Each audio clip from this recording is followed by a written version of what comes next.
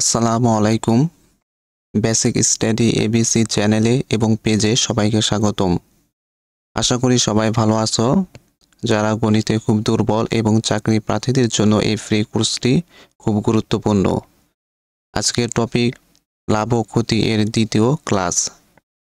লাভ ও ক্ষতি থেকে চাকরি পরীক্ষায় প্রশ্ন আসে, তাই এই টপিকটি চাকরি পরীক্ষার জন্য খুব গুরুত্বপূর্ণ।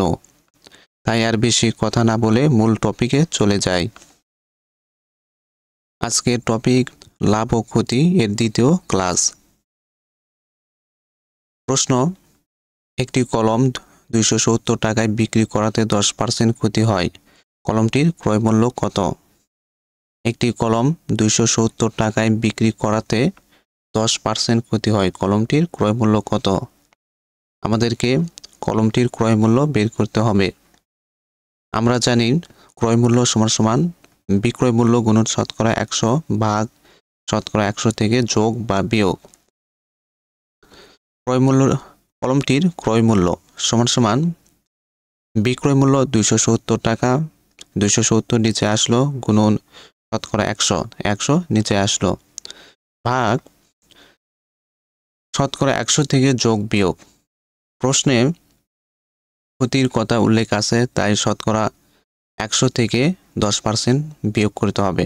100 থেকে 10 বিয়োগ করলে থাকে 90 নিচে আসলো। প্রথমে শূন্যগুলো কাটতে হবে। এই শূন্য কাটা, উপরে থাকে 27, নিচে থাকে 9 27 ভিতর যায় 3 বার, 3 নং 27। উপরে থাকলো 3 আর 100, আমাদেরকে 3 আর 100 গুণ করতে হবে। 3 এর সাথে 100 গুণ করলে হয় 300, সমান সমান 300 টাকা। কলমটির ক্রয় মূল্য 300 টাকা। প্রশ্ন: একজন দোকানদার 8% লাভে একটি জিনিস 54 টাকায় বিক্রি করেন, জিনিসটির ক্রয় মূল্য কত? একজন দোকানদার 8% লাভে একটি জিনিস 54 টাকায় বিক্রি করেন, জিনিসটির ক্রয় মূল্য কত? আমাদেরকে জিনিসটির ক্রয় মূল্য বের করতে হবে। আমরা জানি ক্রয় মূল্য সমান সমান শতকরা বিক্রয় মূল্য গুণন শতকরা 100 ভাগ শতকরা 100 থেকে যোগ বিয়োগ। জিনিসটির ক্রয় মূল্য সমান সমান বিক্রয় মূল্য 54 টাকা, 54 নিচে আসলো, গুণন শতকরা 100 নিচে আসলো, ভাগ শতকরা 100 থেকে যোগ বিয়োগ। প্রশ্নে লাভের কথা উল্লেখ আছে, তাই শতকরা 100-র সাথে 8% যোগ হবে। 100-র সাথে 8 যোগ করলে হয় 108 নিচে আসলো। 54 108-এর ভিতর যায় 2 বার, 54 দুগুণ 108, 2 100-র ভিতর যায় 50 বার, 50 দুগুণ 100 সমান সমান 50 টাকা। জিনিসটির ক্রয় মূল্য 50 টাকা।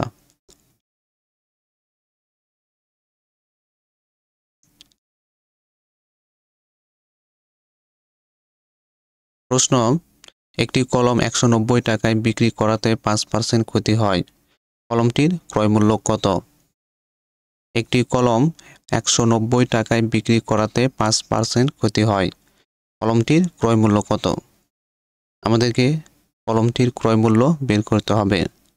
আমরা জানি ক্রয় মূল্য সমান সমান বিক্রয় মূল্য গুণন শতকরা 100 ভাগ শতকরা 100 থেকে যোগ বিয়োগ। কলমটির ক্রয় মূল্য সমান সমান বিক্রয় মূল্য 190 টাকা, 190 নিচে আসলো, গুণন শতকরা 100 নিচে আসলো, ভাগ শতকরা 100 থেকে যোগ বিয়োগ। প্রশ্নে ক্ষতির কথা উল্লেখ আছে, তাই শতকরা 100 থেকে 5% বিয়োগ করতে হবে। 100 থেকে 5 বিয়োগ করলে থাকে 95 নিচে আসলো। 95 190-এর ভিতর যায় 2 বার, 95 দুগুণ 190, উপরে থাকলো 2 আর 100, আমাদেরকে 2 আর 100 গুণ করতে হবে। 2 দিয়ে 100 গুণ করলে হয় 200 সমান সমান 200 টাকা। কলমটির ক্রয় মূল্য 200 টাকা।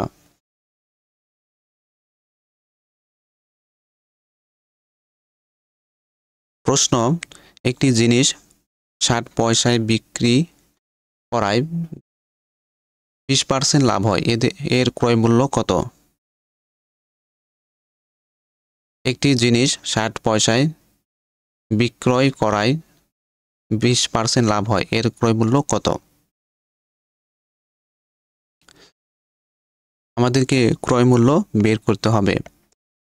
আমরা জানি ক্রয় মূল্য সমান সমান বিক্রয় মূল্য গুণন শতকরা 100 ভাগ শতকরা 100 থেকে যোগ বা বিয়োগ। জিনিসের ক্রয় মূল্য সমান সমান বিক্রয় মূল্য 60 পয়সা, 60 নিচে আসলো, গুণন শতকরা 100 নিচে আসলো, ভাগ শতকরা 100 থেকে যোগ বিয়োগ। প্রশ্নে লাভের কথা উল্লেখ আছে, তাই শতকরা 100-র সাথে 20% যোগ হবে। 100-র সাথে 20 যোগ করলে হয় 120 নিচে আসলো।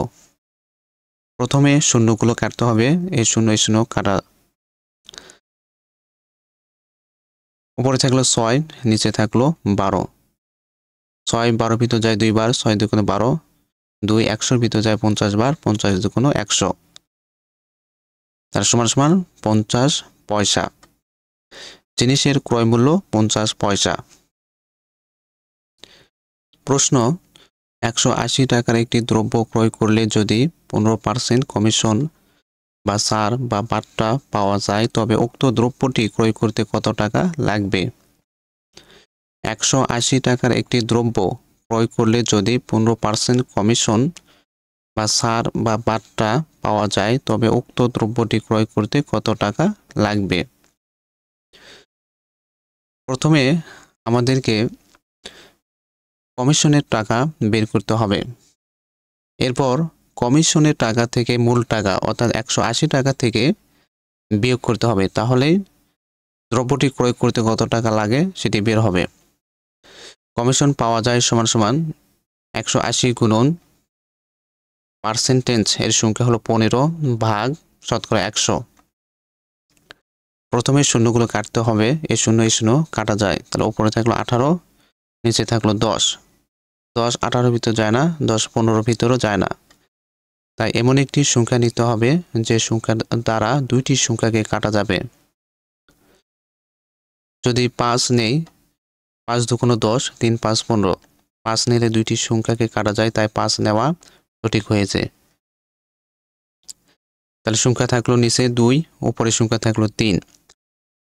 2 18-র ভিতর যায় 9 বার, 9 দুগুণ 18, এরপর উপরের সংখ্যা থাকলো 9 আর 3 সমান সমান 9 গুণন 3 সমান সমান 3 নং 27। কমিশন পাওয়া যায় 27 টাকা।